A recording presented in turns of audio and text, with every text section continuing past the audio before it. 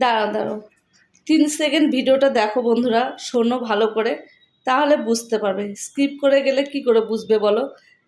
বেশি না, 3টা সেকেন্ড শোনো, তারপর বুঝতে পারবে। তোমরা, আমি, সবাই মিলে যাকে আপন ভাববে সে তোমাকে দুশমন ভাববে। যার তুমি ভালো করতে চাইবে সে তোমার খারাপ চাইবে।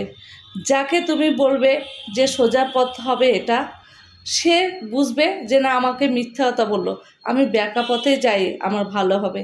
তো কিছু কিছু মানুষ আছে বন্ধুরা, এত ভালোবাসা হয়, এত ভালোবেসে মানে কাছে টেনে নিতে চাই, কিন্তু তারা আমাকে সবসময় ভুল বোঝে। তারা আমার কথা বুঝতেই চায় না।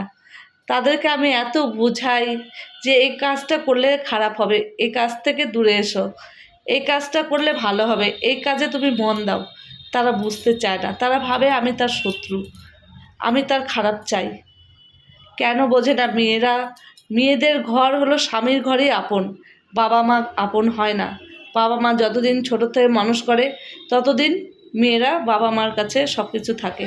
যখনই বিয়ে হয়ে যায় তখন মেয়েরা কিন্তু তার শ্বশুর ঘর চলে যায়, শ্বশুর ঘরেই আপন হয়ে যায়। পরের বাবা মাকে আপন করতে হয়, পরের ছেলেকে নিজের স্বামী মনে করে আপন করতে হয়, তার বিপদ আপদে সাথে থাকতে হয়। কিছু কিছু মেয়ে কেন বোঝে না, এটাই আমি বুঝতে পারি না। এত বোঝানো হয় যে দেখো, তোমার বাবা মা কয়দিন বাঁচবে, তোমাকে কে দেখবে? স্বামীর ঘরেই আপন, স্বামীকে ভালোবাসো, স্বামীর সঙ্গে অ্যাডজাস্ট করে চলো। তোমার স্বামী তোমাকে হয়তো রোজ মাছ মাংস খাওয়াতে পারবে না, কিন্তু রোজ মন থেকে ভালোবাসা তোমাকে দিতে পারবে, সেটা নিয়ে তুমি খুশি থাকো। কিন্তু কিছু কিছু মেয়ে আছে বন্ধুরা, বুঝতেই চায় না। ভাবে যে না, আমি ভালো ভালো দামি পোশাক পরবো, ভালো গাড়ি করে ঘুরবো, ভালো স্কুটি নেব, ভালো স্কুটি করে ঘুরবো, নিজে ইনকাম করব, বিলাসিতা করব, দামি দামি ড্রেস পোশাক পরবো। এই জিনিসগুলো যতদিন তার মাথা থেকে বের হবে না, সে কখনো সংসার করতে পারবে না, কোনো জায়গায় সংসার করতে পারবে না, তার কোনো দিন সংসার হবে না। যদি সে ভাবে যে না, আমার স্বামীর রোজগার যেমনই হোক, আমার স্বামী আমাকে মন থেকে ভালোবাসে, আমাকে যদি লবণ ভাত সেদ্ধ ভাত দিয়ে খাইয়ে যদি আমাকে ভালোবাসাটা দেয়, সেটাই আমার কাছে প্রিয়, সেটাই আমার কাছে সব কিছু। কিন্তু বন্ধুরা, তোমাদেরকে একটাই কথা বোঝানোর আছে।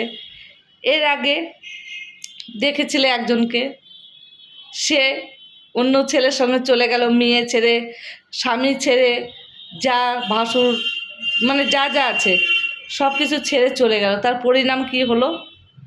কি হলো? সেই স্বামীর কাছে ফিরে আসতে হলো। আমি নাম উল্লেখ করছি না বন্ধুরা, তোমরা যারা বোঝার তারা বুঝে নাও, আর যারা জানো তো জানোই অবশ্যই, আর যারা জানো না তারা একটু জেনে নাও। কিন্তু সেক্ষেত্রে আমি বলবো, নিজের স্বামী যেমনই হোক, স্বামী স্বামী হয়, বাবা মা বেশি দিন বেঁচে থাকে না।